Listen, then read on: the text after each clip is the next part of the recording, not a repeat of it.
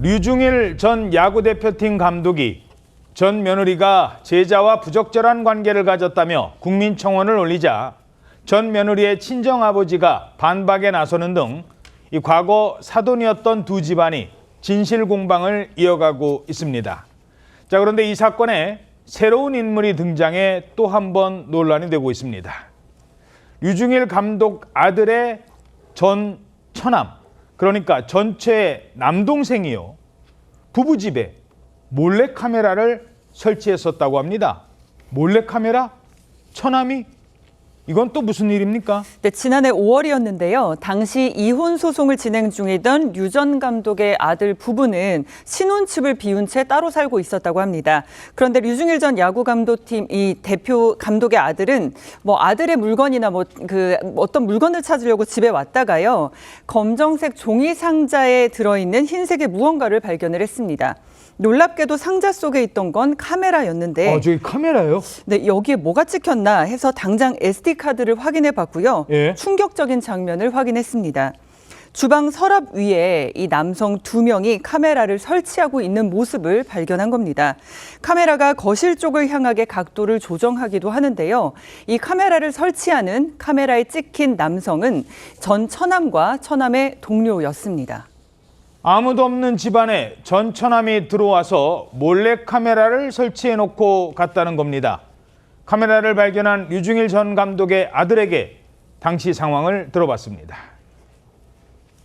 부엌 위에 조그만한 공간이 있어가지고 평소에는 안 보이던 게 있어서 자세히 봤더니 그렇게 있더라고요.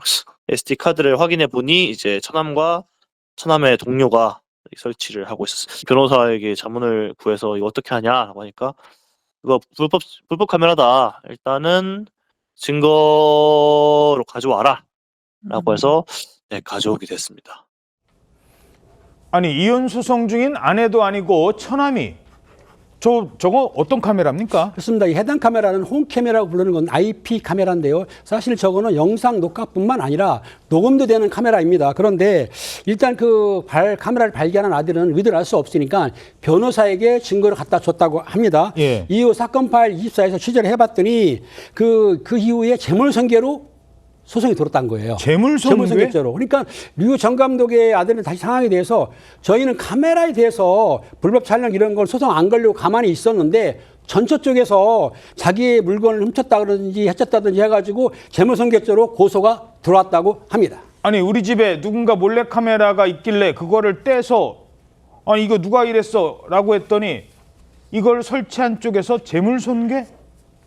류 전 감독의 아들은 전처에게 왜 카메라를 설치했냐고 물었다고 합니다. 그러자 이런 대답이 돌아왔다고 전했습니다.